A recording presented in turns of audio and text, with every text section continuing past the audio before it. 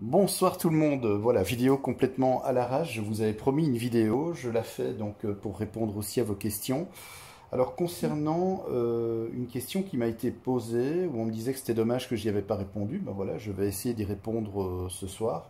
Et comme je vous l'ai dit, il y a eu pas mal d'aléas, il y a eu pas mal de petits soucis qui ont fait que je n'ai plus eu le temps de m'occuper de cette chaîne et de faire des vidéos. Mais là, donc, ce soir, la question qui m'était posée, c'est comment tester des fusibles de voiture à l'aide d'un tournevis test. Alors, il y a plusieurs, en fait, tournevis test. Il y a les tournevis test donc, qui se présentent comme ceci. Donc, vous avez le tournevis avec une pointe ici, comme ceci, avec une petite diode LED ici, qui s'active lorsque le fusible est bon, et qui reste, je vais dire, éteinte si le fusible est fondu. Donc en fait le but, quand vous avez le fusible de la voiture qui est ici, comme ceci, hein, avec ces deux broches, vous mettez en contact la première broche comme ceci, avec la pointe du tournevis test, et vous avez en général ici, d'ailleurs c'est un fil qui est un petit peu genre comme téléphone, comme ça en accordéon, et vous avez ici une autre pointe, ou même ce qu'on appelle une pince crocodile. Vous venez simplement brancher ce fil à l'autre borne du fusible, à l'autre broche comme on dit. Et donc si la lampe, forcément, si ça s'allume, ça veut dire que le fusible il est bon, il y a une continuité. Donc si on regarde comme ça, voilà, le fusible est bon. Si la lampe reste éteinte, d'office, ça veut dire que le fusible il est fondu. Alors, à savoir aussi, c'est très important, si vous n'avez pas de tournevis test ou de système, que ce soit des multimètres pour pouvoir tester les fusibles, c'est vrai qu'un fusible, il y a aussi l'avantage pour les fusibles de voiture, c'est qu'ils sont transparents. Et donc, quand le fusible de voiture se présente comme ceci, on peut y voir... donc ici, la tige qui continue comme cela, et entre les deux, on peut y voir le filament comme ceci. Donc si le filament est brûlé, on peut voir soit au niveau du fusible que c'est brûlé et que c'est noirci, mais on voit aussi nettement que le fil est fondu et est interrompu. Donc la continuité électrique ne peut plus se produire. Le fusible ne fonctionne plus, il faut le remplacer. Attention d'ailleurs, très important parce que j'ai vu certains, et je reconnais, je l'ai fait aussi moi-même, quand un fusible est claqué, en attendant pour que la voiture fonctionne encore ou pour qu'on puisse encore avoir, je sais pas moi, les phares de la voiture, le clignotant, l'autoradio, on n'hésite pas à faire un shunt. Donc on met un petit fil comme ceci entre les deux broches. Alors oui, ça va fonctionner, mais attention, c'est dangereux. C'est dangereux parce qu'il ne faut pas mettre non plus du gros fil. Parce qu'à ce moment-là, c'est comme s'il n'y avait pas de fusible. Et s'il y a un problème dans l'installation, s'il y a un court-circuit, c'est risqué tout simplement de mettre le feu à votre véhicule. Puisque je vous rappelle quand même que cette installation est sur votre batterie et que la batterie en court-circuit débite un courant très très important qui peut littéralement, si vous shuntez les fusibles ainsi, qui peut mettre le feu au faisceau électrique. Et là, c'est très très dangereux. Donc voilà, c'est vraiment une solution de dépannage, mais je vous conseille quand même de ne pas le faire. Maintenant, il y a une autre solution aussi pour tester des fusibles d'une voiture. Donc à ce moment-là, en fait, ce qui se passe, c'est comme un tournevis test, effectivement, toujours pareil, avec la pointe, comme ceci. Mais vous testez en fait sous tension. Il faut savoir que dans la voiture, vous avez la carrosserie, le châssis, qui est à la masse, donc à la borne négative de votre batterie. Et les fusibles qui se trouvent ici, eux, sont tous raccordés comme ceci, à la borne positive. Le but, bien évidemment, pour faire le test, c'est très simple. Il faut, d'une part, ici, mettre votre tournevis test, comme ceci. C'est un tournevis qui est également muni d'un fil comme ceci et d'une pince crocodile que vous venez mettre en contact avec le négatif. Il y a également, bien entendu, une lampe test ici. Le but, cette fois-ci, en fait, c'est de mesurer la tension. C'est-à-dire que c'est le 12 volts de votre véhicule qui va pouvoir alimenter cette lampe test. Autrement dit, ben, vous l'avez compris, ici, donc c'est... Voilà, si je dessine la batterie qui est ici, avec un plus et un moins, tout simplement, voilà. Le négatif est raccordé au négatif, et le positif, ben, c'est le câble qui vient, comme ceci, alimenter tous vos fusibles. Alors, bien évidemment, imaginons que, voilà, vous avez les fusibles ici, et on va dire celui-là, ben, il est fondu. Effectivement, si vous mettez votre tournevis test là, vous allez constater que la lampe reste éteinte. Pardon. Si vous le mettez là, la lampe va être allumée puisque la continuité se fait. Le plus 12 volts arrive bien au fusible, donc c'est bon. Mais dans ce cas-ci, le fusible est fondu, donc votre lampe va être éteinte d'office. Si vous mettez sur l'autre borne du fusible, là forcément elle va s'allumer puisque vous allez prendre le plus 12 volts permanent, qui est directement lié à la batterie. Donc voilà, c'est une autre manière également de tester des fusibles, c'est le test sous tension, qui fonctionne également très très bien. Voilà la petite parenthèse pour le dépannage et la vérification des fusibles automobiles. On va maintenant s'intéresser aux installations électriques, puisque une question qui m'a également été demandée, c'est qu'est-ce qui se passe quand il y a rupture du neutre? Alors, c'est vrai que ce soit chez nous en Belgique pour les réseaux Ores, Resa, Sibelga, les gestionnaires de réseau maintenant, je veux dire, mettent des sécurités qui vraiment sont très importantes, qui évitent justement les surtensions. C'est-à-dire qu'on met le neutre porteur à la terre. C'est quoi le neutre porteur? Ben, quand vous voyez des poteaux électriques, et que vous avez sur les poteaux électriques, vous avez déjà vu, hein, il y a ça dans les villages, etc. Et c'est un câble noir qui est tressé. Il est noir chez nous, il est noir en France, il est gris clair en Italie, mais c'est toujours le même principe. Et en fait, dans ce câble, il y a les 3 fils de phase, et puis il y a un neutre porteur. Le neutre porteur, ben, quand vous regardez au niveau du poteau électrique, donc vous avez ici la console de suspension, vous avez ici la petite pince de suspension, et vous avez ici la tresse qui arrive, comme ceci. Et là, quand vous regardez bien, vous avez les autres fils qui font comme ça. Voilà, de votre câble électrique. Et bien ici, au niveau de la suspension mécanique, de la traction, ce qu'on appelle ici une pince de suspension, il y a aussi des pinces d'ancrage, et bien ça, ici, c'est le neutre porteur. Et ce qu'on peut constater, c'est pareil chez nous ici en Belgique, c'est la même chose en France. Chaque poteau en fait est relié à la terre. Dans le poteau électrique en béton, il y a un câble de terre qui remonte. Et ici, au-dessus, au sommet du poteau, il y a un bornier qui est relié à ce fil de terre. Et ce que fait le gestionnaire de réseau, quand il installe son installation, eh bien il met un fil de terre, comme ceci, entre le neutre porteur et le câble de terre. Autrement dit, il met le neutre porteur à la terre. Et ça, c'est très important, ben justement, en cas de rupture du neutre. Et c'est d'ailleurs pour ça qu'ils le font. Je m'explique. Un réseau 3 fois 400 volts plus neutre.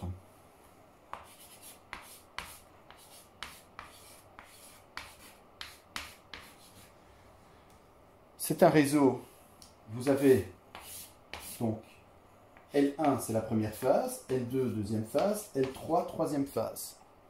Et vous avez ici le fil du neutre. Donc en réalité, c'est un réseau triphasé, 4 fils. Si je mesure la tension entre L1 et L2, comme ceci, je vais avoir du 400 volts. Si je mesure la tension entre la deuxième et la troisième phase, je vais également avoir du 400 volts. Et si je mesure la tension entre, je vais un peu rallonger, comme ça ce sera plus simple, entre la première et la troisième phase, j'aurai également une tension de 400 volts. Donc on a 3 fois 400 volts. Seulement le problème, c'est que nos appareils, vous le savez, fonctionnent en 230 volts.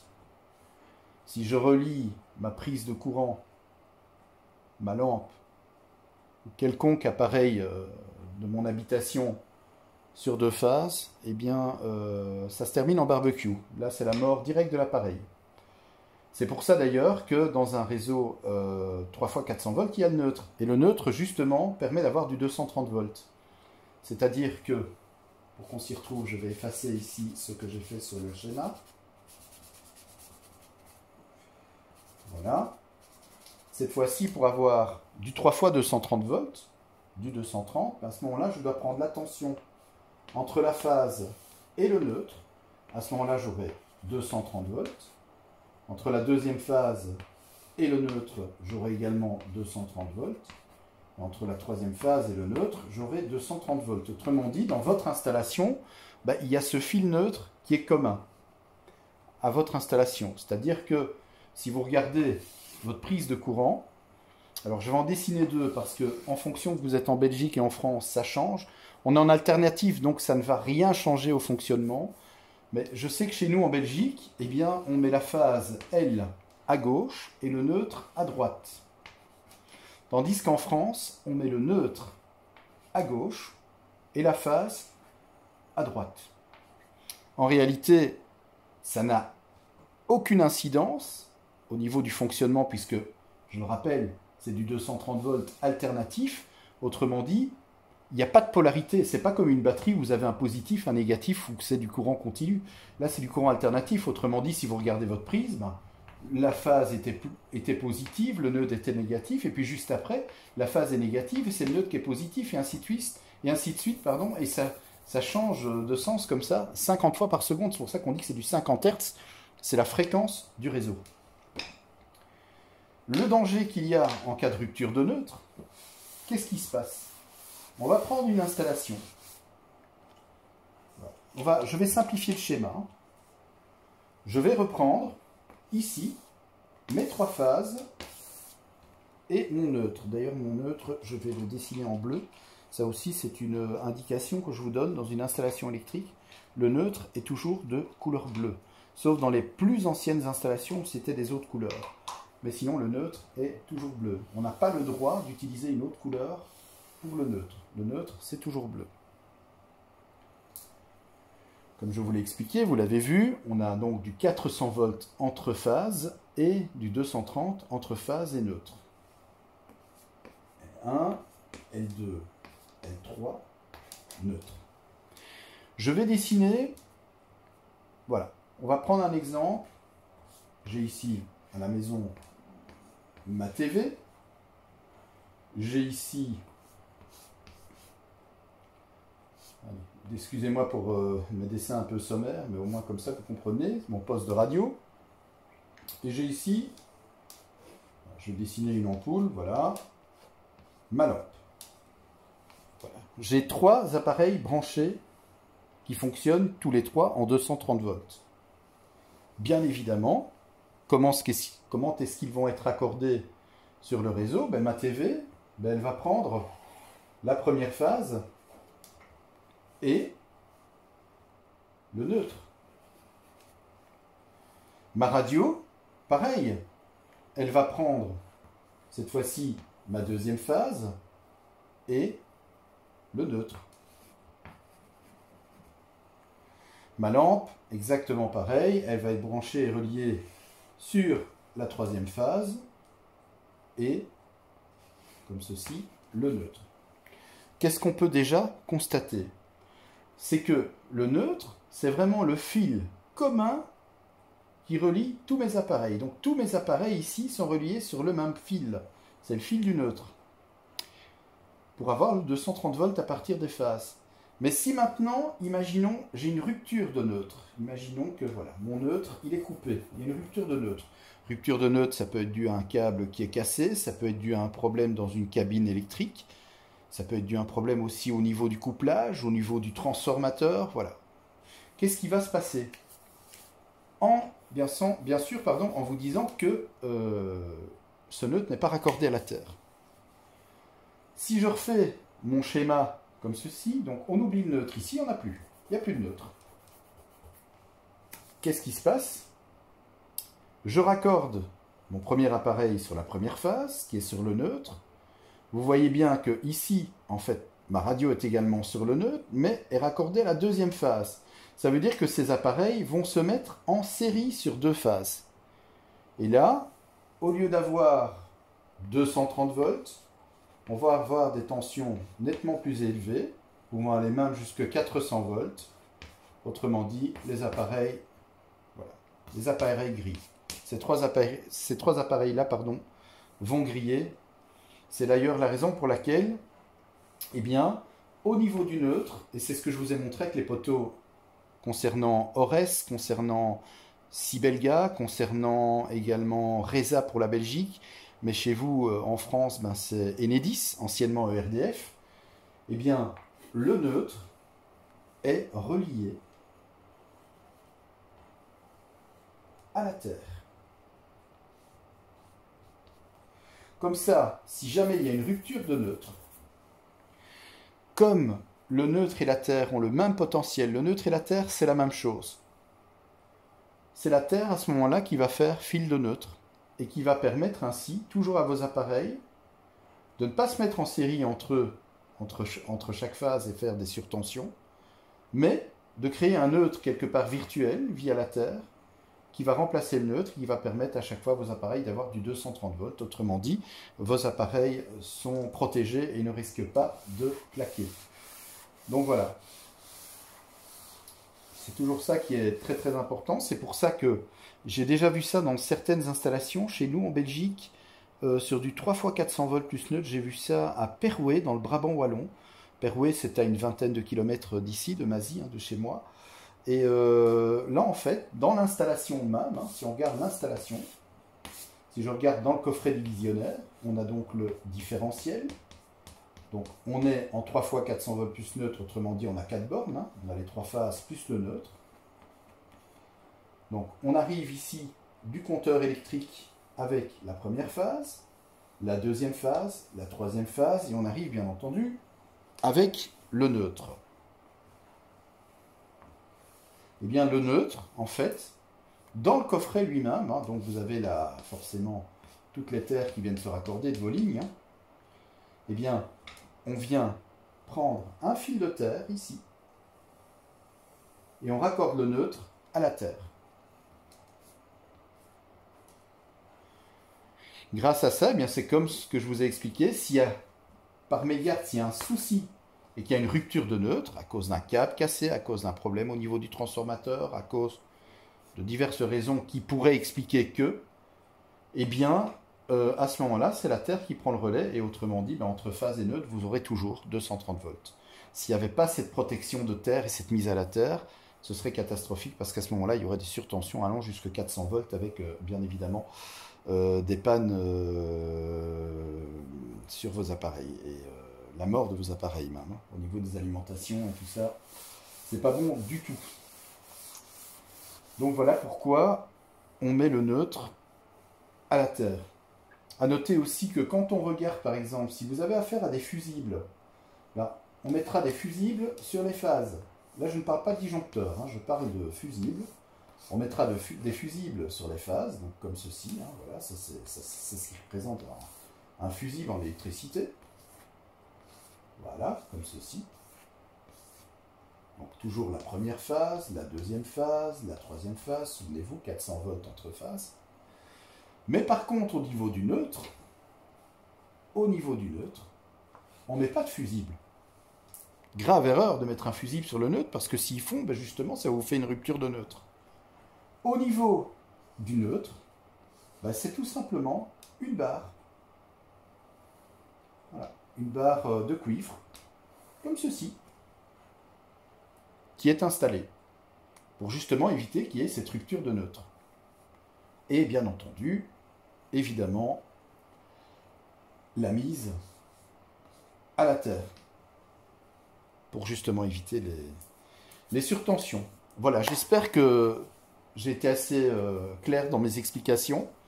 Voilà donc une vidéo en électricité qui a duré une vingtaine de minutes, pour vous expliquer un petit peu, justement, pour tester un fusible, les deux méthodes, soit par un testeur muni d'une batterie, où là on fait le test du fusible hors tension, ou on peut faire aussi sur le véhicule directement avec la tension, le 12 volts courant continu. On peut à ce moment-là tester de cette manière-là aussi pour vérifier si un fusible est bon ou s'il est à remplacer, s'il est grillé. Autre chose aussi pour la voiture, sachez que, et c'est tout à fait normal, parce que on m'a déjà posé la question, tiens c'est bizarre, une voiture c'est 12 volts, pourtant quand mon moteur tourne, je suis à plus de 14 volts. C'est tout à fait normal, puisque quand le moteur tourne, c'est l'alternateur de la voiture qui produit le courant, produit l'électricité, et la tension est toujours un petit peu plus élevée. Et c'est logique, parce que, effectivement, n'oubliez pas que la batterie recharge quand vous roulez. Donc c'est la raison pour laquelle la tension est toujours plus élevée de un petit peu plus de 2 volts. De 2 volts à un petit peu plus de 2 volts. Donc c'est normal. Si par exemple, quand votre moteur tourne, si vous vous retrouvez avec une tension de 12 volts ou moins, là c'est qu'il y a un souci au niveau de l'alternateur, qui peut être des fois à remplacer, ou en tout cas vérifier si les charbons sont encore bons, etc. quoi. Donc voilà. Mais c'est pour ça, c'est d'ailleurs comme ça qu'on fait le test de la charge. Hein. Quand on achète une batterie, en général, il faut faire le test de la charge pour justement faire tourner le moteur et mesurer la tension au bord de la batterie. Si vous avez moins de 14 volts, c'est qu'il y a un souci. C'est qu'il y a un souci. Si vous avez 12 volts ou moins, là, c'est que l'alternateur ne fonctionne plus. Si vous avez 14 volts ou un petit peu plus de 14 volts, là, c'est bon. Ça veut dire que l'alternateur débite bien du courant et qu'il fonctionne parfaitement bien. Voilà, en tout cas, merci de m'avoir suivi. N'hésitez pas à vous abonner à ma chaîne et à liker cette vidéo. Je vous remercie en tout cas pour vos retours, pour vos commentaires. Et merci d'ores et déjà d'avance pour votre fidélité. Il y aura d'autres vidéos, bien sûr, prochainement. En attendant, là, il est déjà 23h35. Je vais aller me coucher. Et je vous souhaite, par la même occasion, une bonne fin de soirée, une bonne nuit, une bonne journée. Voilà, en fonction du moment auquel vous allez regarder cette vidéo. Allez, je vous embrasse, à bientôt.